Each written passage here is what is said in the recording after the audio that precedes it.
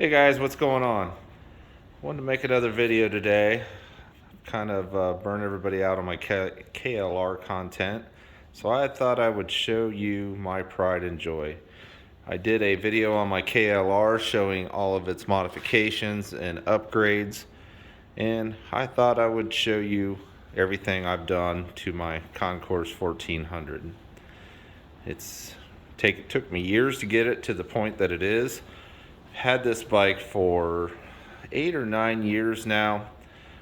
I'll tell you just a little bit about the bike, and then I'll go over all the accessories that are on it. I will try to include links in the description of my accessories, even though some are not available anymore.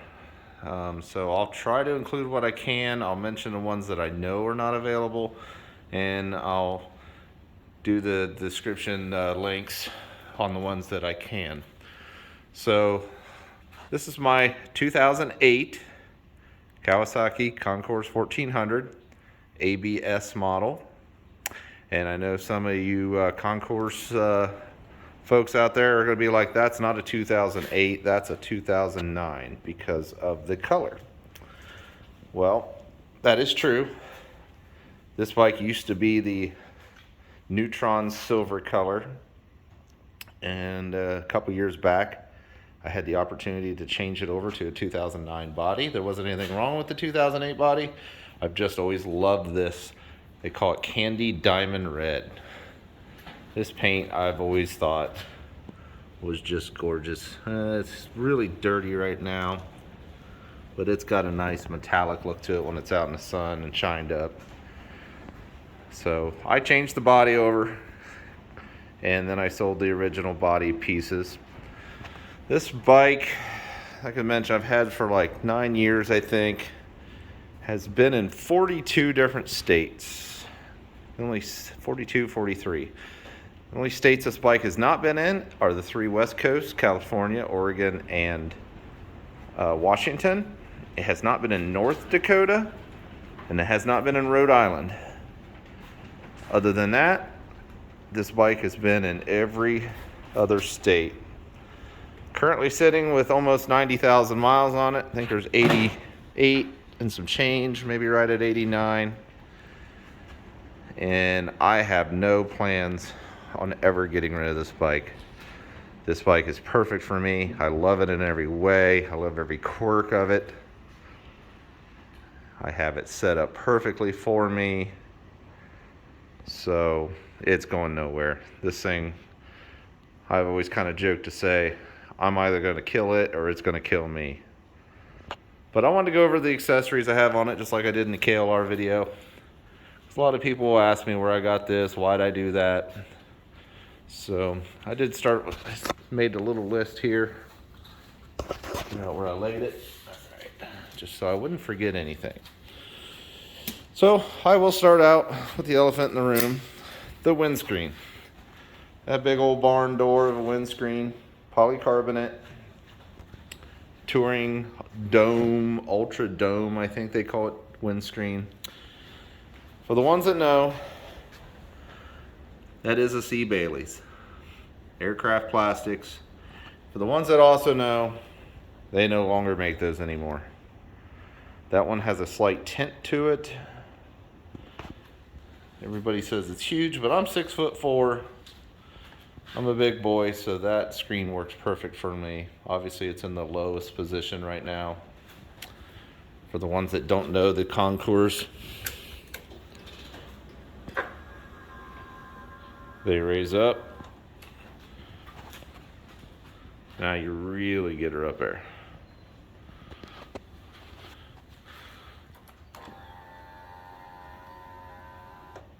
Love that windscreen. Works perfect for me as tall as I am. But C. Bailey's, can't get it anymore, but if you find one used on the market, grab it. Things are worth a mint. Second thing I'm just gonna show is my phone mount. I run a basic ram ball, ram arm mount with the Mob Armor phone cradle. Bottom of the phone locks in here. Adjust this arm. There's a thumb nut on the back, tighten her down. It doesn't go anywhere. I used to have the X grip, had my phone fall out of it a few times, and bailed on that. These mob armors, a little pricey, but they are worth it. You know, you want to complain about a $60 phone mount, but you're putting your $1,000, $1,100, $1,300 phone in. Worth the investment. RAM mount holds it nice and tight. I've got it adjusted. My phone probably, it's a bigger phone, goes up to there, just barely clears my windscreen with the bar in the left lock position. And then my phone charger, I'm just running a USB-C down the bars to my battery tender underneath the seat or underneath the tank. It's powered all the time. I do keep a cap on it, little rubber cap. Found out the hard way. Leave this thing out in the rain, powered all the time. That thing will melt down. Done it before. So that is my phone mount. And I also keep an extra RAM ball over here, just in case I want to swap sides, or if I want to run a GoPro camera, just threw an extra little RAM ball mount on that side. And while we're up here, I have heated grips by Oxford. As you can tell, those are very well worn. Been on there quite a while. Electronic controller. These things are very hot. Seldom do I run them on high unless I'm running like thick insulated gloves. And those are the touring models of those. They make sport, touring, the sport, the touring, and the adventure model. These are the touring models. I think those have been on there about 6 years, hence why this side is getting rubbed pretty thin, but they're great. Next thing you'll notice, I do have Throttle Meister weighted bar ends. For the ones that don't know what the Throttle Meisters are, as they spin, acts like a throttle lock. Loosen it up. So you're going down the road, mine are a little tight right now. You just spin that with your fingers. Throttle is locked. Loosen it up. Throttle is unlocked. Need to lube my cables a little bit. A little tight. Also, on my bike, in addition to the throttle lock, I have cruise control. For those that don't know, these bikes do not come with cruise control.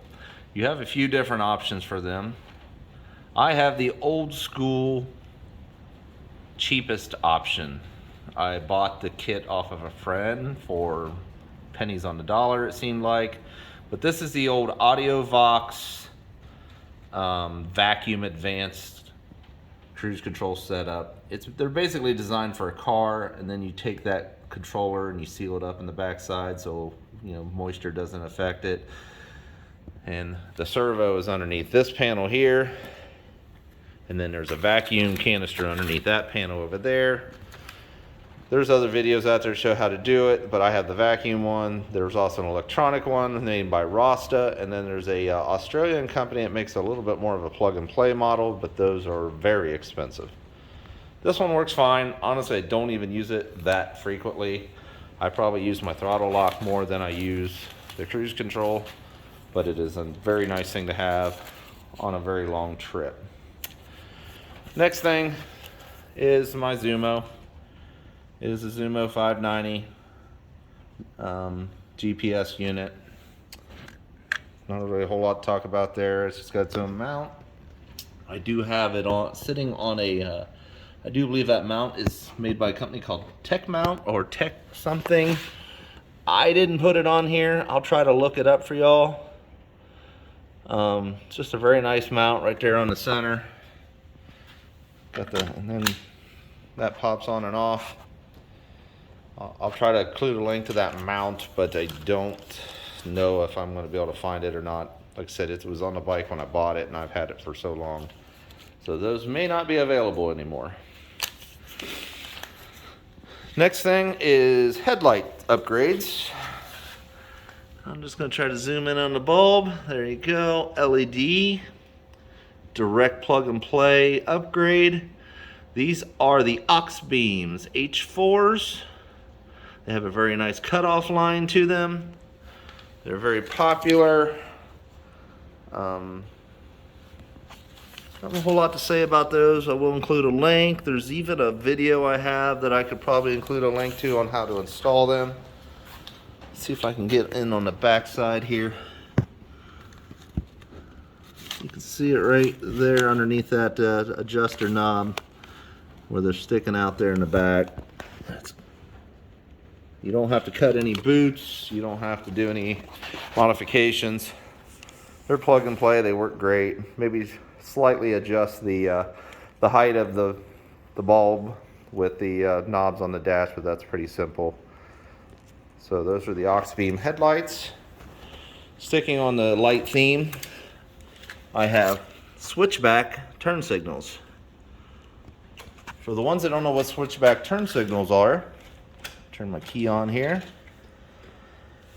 They act as running lights when the turn signals are off. Turn the turn signal on, they switch to your regular turn signal. LEDs. Did have to install a resistor with those. And then we turn the turn signal off, back to running lights. Obviously both sides are the same. Oh, I have amber bulbs in those as well. I don't know what they are. I didn't put them in. They were already there when I bought the bike. So I'll show these again. Turn off, and those work great. They kind of light the road around the front of the bike, which is nice, but I like them more for visibility. People see you better, a little bit brighter bulbs coming at them, less likely to pull out in front of you, possibly. All right, next thing I'm going to go to is my gas cap. Everybody knows about the issues with these gas caps on these bikes. They get all corroded. And I didn't buy this gas cap. It actually came on a Z1000 when I bought it, and I decided to put it on the old Connie here. So that is just a Vortex V2, I believe it is. Kawasaki gas cap. Pretty nice. Got the little lever here. Screws open. There you go. Tighten her down. Click the lever back, locks in place. That has been pretty nice too. No need to fumble with taking the stovepipe key out of the ignition or get the key out of the fob. So that is a very nice upgrade. Next are these Tech Specs tank pads. Just as described, they're made by a company called Tech Spec. I always say it wrong, but there you go, Tech Spec. And they're made for individual bikes. I did not purchase these, but we'll try to find a link for you. These were on this gas tank when I got it from the seller when I bought the red body panels. The gas tank came with the red body panels, and those were already on it, but I do like them. So I wish I would have put them on sooner. All right, I don't want to make this video too long, so let's move right along. Next, I have my custom seat. This custom seat is made by Terry's Custom Seats out of Tennessee. It's probably one of the best upgrades I ever did on this bike. This is what he calls his single bucket. If you get the double bucket, he will put those little bat wings on the rear seat as well and reshape it. But I don't tow up very frequently, and I didn't have as much money at the time I had it made. So I went with the single bucket.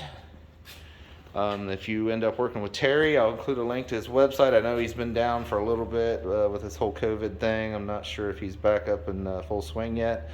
But he'll generally ask you your riding style, your posture, your weight, your size, and he'll try to custom fit that seat for you. Obviously, game changer with anything custom when it comes to touching any points of your body. But that seat is wonderful. I've recommended it to a lot of people, FJR guys. I've had them built for their seats or their bikes, and people seem to love them. Next is my top case. It's a Givi, I think it's an E55 Maxia 3, probably one of the bigger Givi top cases you can find. I've got the proprietary Concours 1400 rack. Comes with these extension bars here and this metal rack plate. As everybody knows, those plastic racks on these are garbage on the bikes. And I bought this one used. I'll try to find a link to, I don't think you can buy these anymore, but I think they got a 56 or something now. It's a mono key one. I bought a back pad for it, but my wife did not like where it hit her. There's a pad that you can bolt on right here. I tried it, she didn't like it. She doesn't chew up with me that frequently, so I actually sent it back. These do have the brake lights in them, and there's a little wiring harness right here, and it goes up to pins, and then there's actually power, full-time power and brake light power to these. So when you hit the brakes, these little row of LEDs come on for the brake lights, obviously on both sides. Well, also there's full-time power because this has remote pop. So this has power to it all the time, and since it does, I wired in a little power port back here. Just tapped into the wires underneath that pad. This also has the felt liner in it. That was an added option. I bought this used off a gentleman, and he gave me a really good deal on it.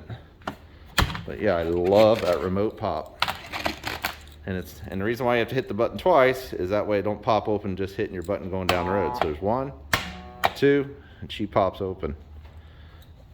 Kind of gimmicky. I don't think I would pay full price for the gimmicky side of it, the novelty side of it, but since I have it, it's cool. I just keep the button in my upper right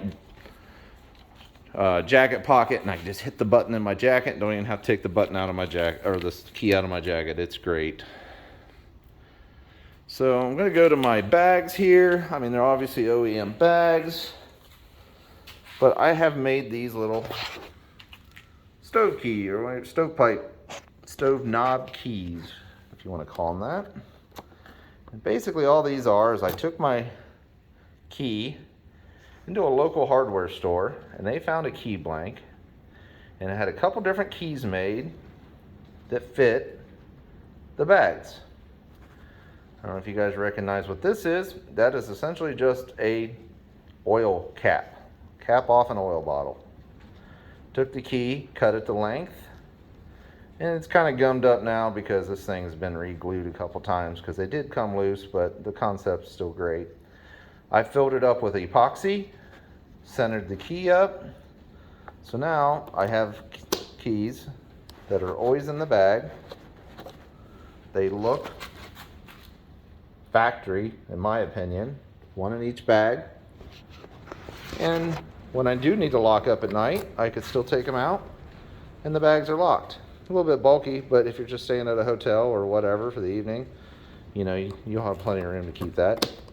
But on the road, bags are always got the keys in it. The other thing that I've done to the bags is I have pinned them. Just a simple 1/4 inch tractor PTO pin. You just drill right through all 3 of those surfaces, put her through the other side. There it is. Because these things have had a history of bags flying off of them, and they're expensive, so those are pinned. Simple mod, relatively inexpensive. You just need a drill bit, a couple tractor PTO fit pins, and you're good to go. Also, this isn't probably necessary, but I do it anyway. When I'm loaded down heavy for a trip, let's face it, guys, we all overload these bags. I don't know what they say in them, 20 pounds or something. We all put too much in them. I take these great big thick zip ties. You can get them at Harbor Freight, like a 10 pack for $5. And I just throw zip tie through the grab bar, through the handle of the bag. So between the regular latch, that zip tie, and the pin, I've never had a bag problem.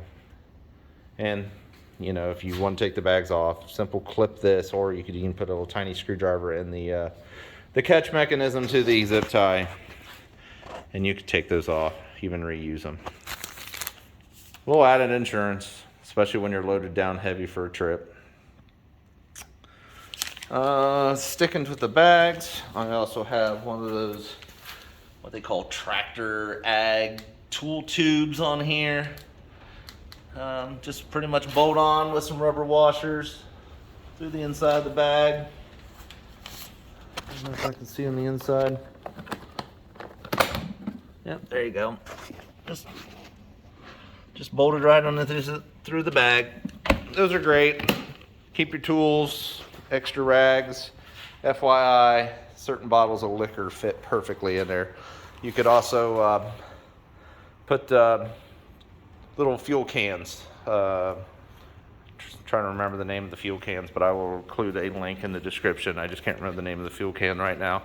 I have 2 of those because my wife also has some on her bike. All right, I'll drag my little stool over here. And I'll get down here on the lower level. Next, I will talk about my slip-on exhaust.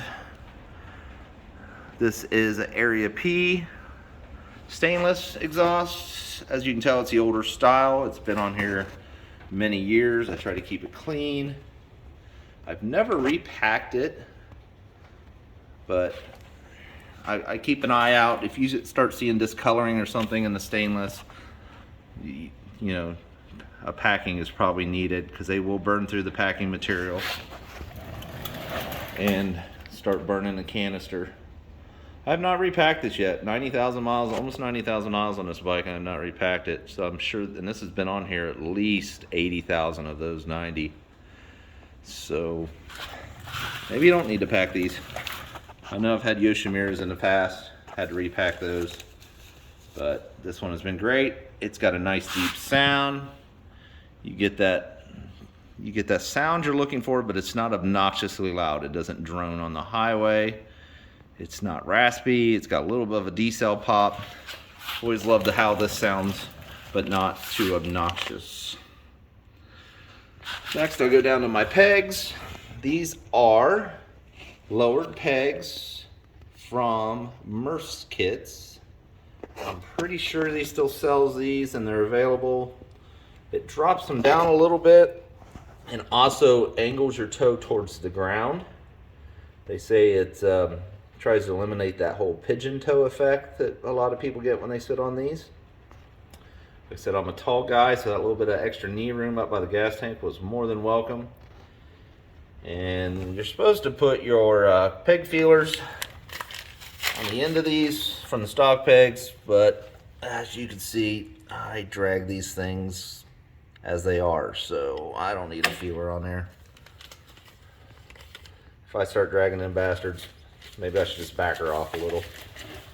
Or not. So, what do we got next? I'll go to my little touring pegs here.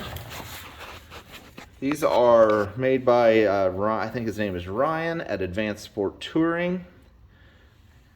I'll include a link in the description. I think this is his original version of these. I think he has a updated version maybe.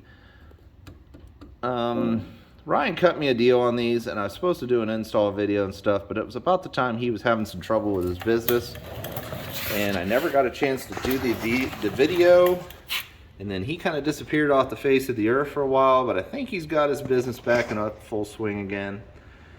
These pretty stout, really.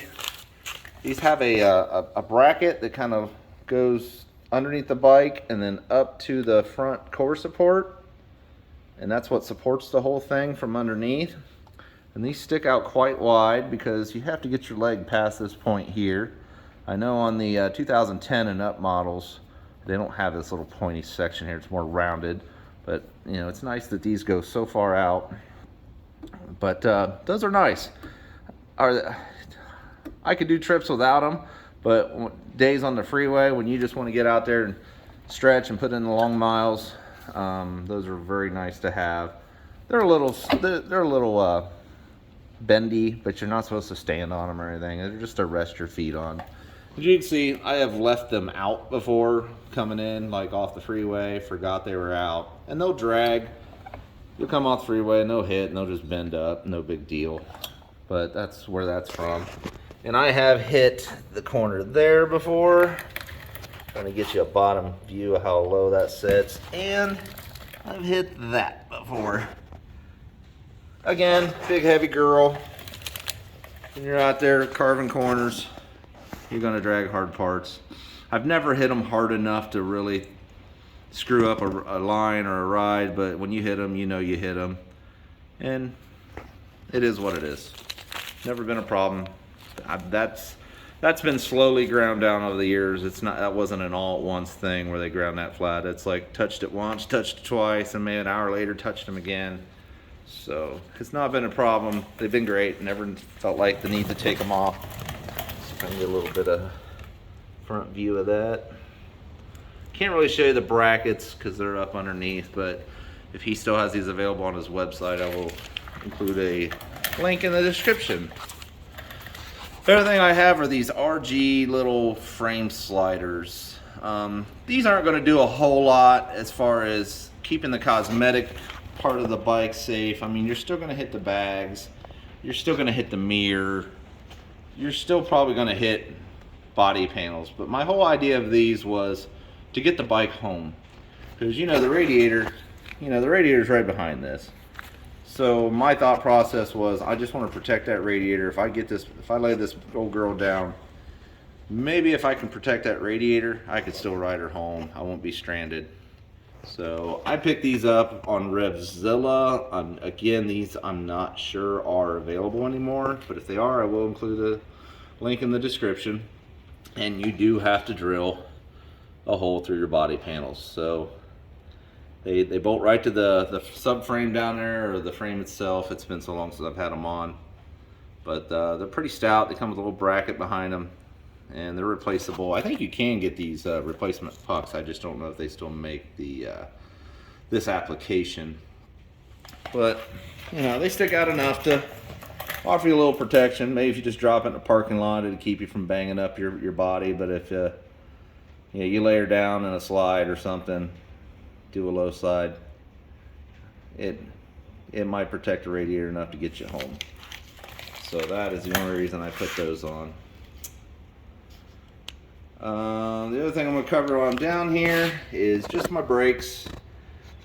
Everybody knows, well, not everybody, but the Concours guys know that the brakes on the 08 to 12 or 11 were thinner.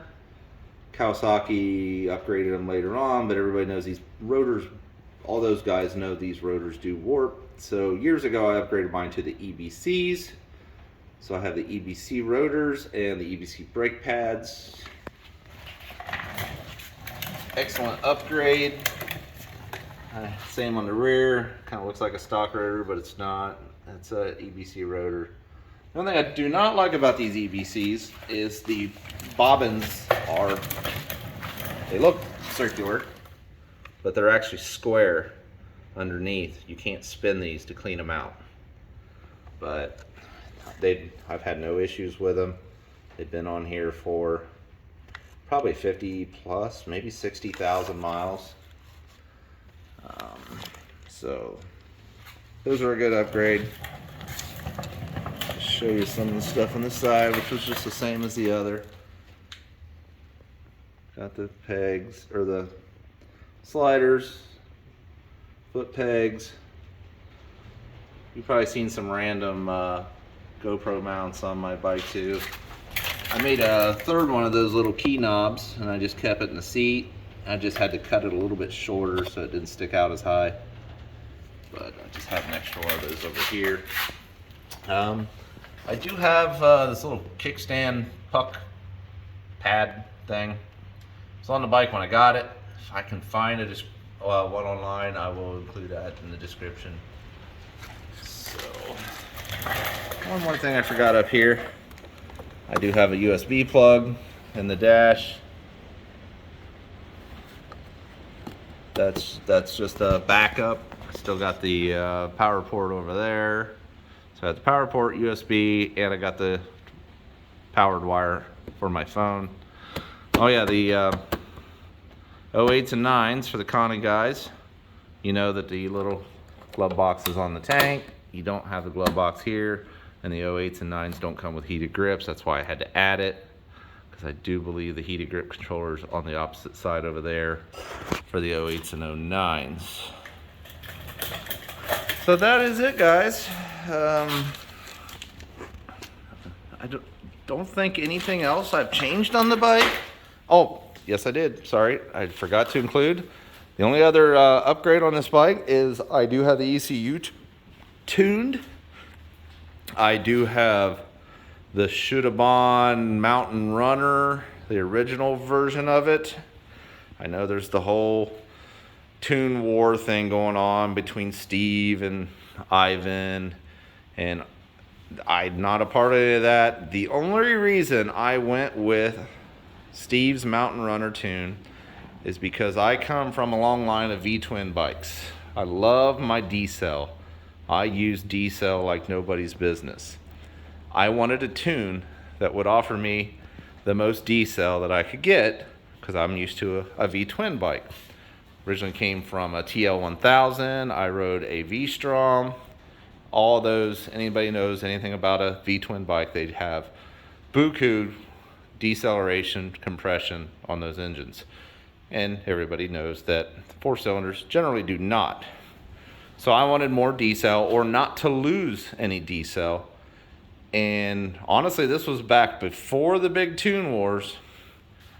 I contacted both parties and maybe a couple other ones, but Steve and Ivan were the two primary ones, and I think they still are. And even Ivan himself said that if I wanted the D-tune or the D-cell tune, Steve's was probably the better option for me. That was it. That was honestly the only reason I decided to go that route. That is also the reason I haven't upgraded to Steve's Mountain Runner Premium or his Hammer tune or whatever the hell he's calling them now, because I would lose some of that deceleration characteristics of the tune. So I'm happy with the way it is. It's been great. It fixed the luggy shifting feel to the bike. It's picked up the top end. It's got that nice decel. So I'm very happy with the tune I have. General upkeep. I've checked valves once on this bike since I've had it. It was right around 45,000 miles. They were all still in spec at that time. They were on the tight side of spec, but they weren't out of spec. So I adjusted them. While I was already in there, there was no point in not adjusting them. I adjusted them all to the loose side of spec. And honestly, I don't think I'm ever going to have to touch them again. I might do a check on them at some point if I ever need to get into the engine again. But I don't think I'm going to have to do any more adjustment, because most of your adjustment's going to come from your first, your wear is going to come from your first adjustment. So post first adjustment, that's going to be your big move. And then your second, third, or whatever adjustments are going to be that much less, generally speaking, unless there's a mechanical issue. But I've never had any trouble with this bike. The only failure point I've ever had on it, okay, there's two. First time didn't leave me stranded, but it did. It was a little inconvenience. I did blow a fork seal out of the front on a trip one time. May have been due to some maintenance that needed done. I'd never changed the oil. It was pretty dirty. I may or may not have tried to pull a wheelie off a speed bump a couple times, which resulted in it coming down a little too hard. So came home from that trip. I wrapped a rag around the tube. Came home from that trip, bought new seals, bought new oil, and it has been fine since.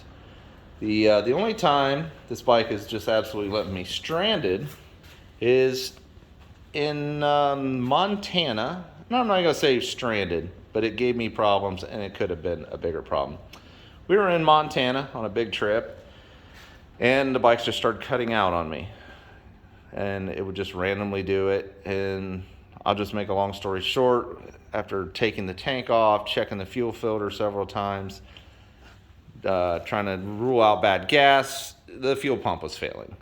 At one point, I figured out that if I cycled the key, the bike would run fine for several minutes, 5, 10, 15 minutes, and then it would start falling on its face again. I would cycle the key again, and it would repeat that. I went all the way up Beartooth Pass with the bike acting that way. I wasn't going to miss that part of the trip. My buddy kept saying, hey, let's just go. Your bike's not running right. I'm like, dude, I don't care. We're going up to the top. So we made her, and then figured out that the fuel pump was bad. Luckily, Amazon to the rescue. I found a pump on Amazon. I'll include that link in the description as well.